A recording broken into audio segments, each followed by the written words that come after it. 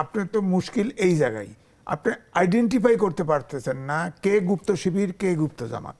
এনসিপিতে যোগ দিলেন, প্রধান উপদেষ্টার সঙ্গে তিনি জাতিসংঘ পর্যন্ত চলে গেলেন তার দলের একজন সদস্য হিসেবে, এবং তার সঙ্গে জামাত ইসলামের সদস্যরাও গিয়েছিলেন, এবং ওই সময় কারো কোনো আপত্তি বা কোনো কিছু শোনা যায় নাই। অথচ যখন তার দল এনসিপিতে যোগ দিয়ে দিল, তিনি নির্বাচন পরিচালনা কমিটিতে থাকার পরেও সেখান থেকে পদত্যাগ করে স্বতন্ত্র দাঁড়িয়েছেন। আমরা নাম বলতে পারেন তাসনিম জাহরা। কিন্তু এই যে নারী বিরোধী বা নারীর ক্ষমতায়ন সংক্রান্ত নেতিবাচক মন্তব্য হচ্ছে, এরকম জায়গাতে তাকে তো আমরা কোনো সরব জায়গায় দেখছি না। দল ছেড়ে দিয়েছেন কিন্তু নারী অধিকারের পক্ষে তো কথা বলছেন না। না, এটা হলো একটা প্রোটেস্ট, কিন্তু তিনি এখন ইলেকশন করতেছেন, তার ভোটটা হচ্ছে প্রধান তো লক্ষ্য। ওনাকে কি জামাতের সদস্যরা ভোট দিবে?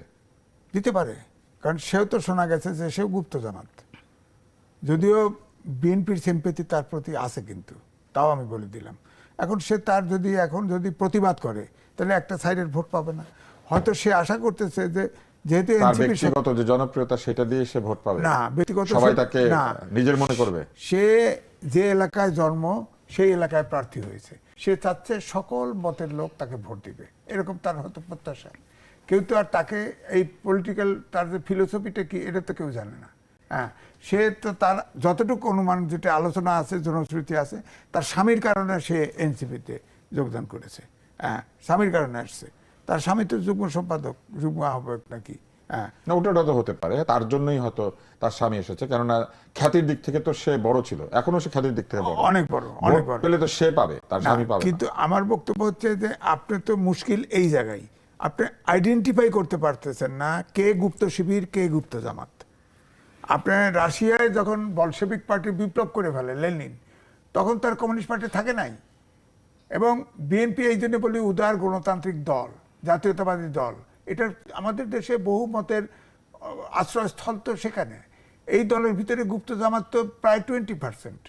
আমি প্রথমে 10% বলছি, বিএনপির লোকে আপত্তি করেছে, নো 10%।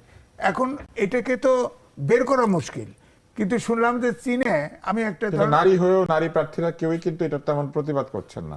প্রতিবাদ হচ্ছে পুরুষদের তরফ থেকে। প্রার্থীদের মধ্যে যারা নারী আছেন তাদের মধ্যে অল্প কয়েকজন এটার প্রতিবাদ করেছেন। না, তারা যারা প্রতিবাদ করেছে নারীরা, তারা যারা টকশোতে আসতো, তারা কিন্তু সবাই জামাতের সমালোচনা করতো, এখন প্রায় সবাই।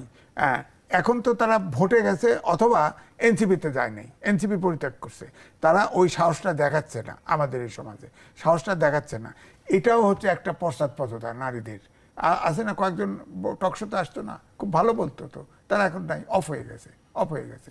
এখন আমার বক্তব্য হচ্ছে যে এই যে ধরেন এনসিপি তো একটা, যতই বলেন, একটা ব্র্যান্ড ভ্যালু আছে, কারণ আন্দোলনের নেতৃত্ব দিয়েছে, যদিও কোনো ছাত্র, সব আন্দোলনের ছাত্রই নেতৃত্ব দিয়েছে, কিন্তু তারা কোনো সরকারের অংশ নেয় নাই, তারা এইভাবে বিতর্কিত হয় নাই।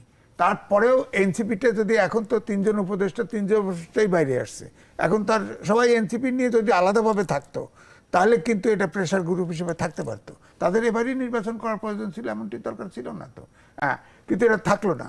এখন ধরেন একটা জামাতে চলে গেছে এক গ্রুপ, আর এক গ্রুপ নিজস্ব আলাদা দল করে ফেলছে, আর এক গ্রুপ অফ হয়ে গেছে একটা গ্রুপ, আর গ্রুপ কিছু রাজনৈতিক প্রক্রিয়ার কথা বলছেন। নারী কি তাহলে কোনো আলাদা পরিচয় নাই? নারী নারী হিসাবে কোনো প্রতিবাদ করে না, সে চিন্তা করে আমি রাজনীতি করি কিনা, আমি কোন গ্রুপের সাথে আছি।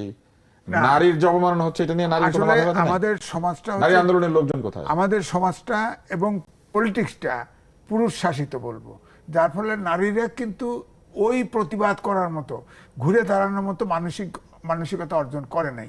আমাদের পাহাড়ি অঞ্চলে মাতৃতান্ত্রিক সমাজ ব্যবস্থা, সেখানে তো আমি চিটাগাং থেকে শেরপুর পর্যন্ত হেঁটে আমি রিপোর্ট করেছি, সেখানে তো ধরেন ওখানেও তো কনভার্ট হয়ে গেছে। এখন 96% হলো খ্রিস্টান।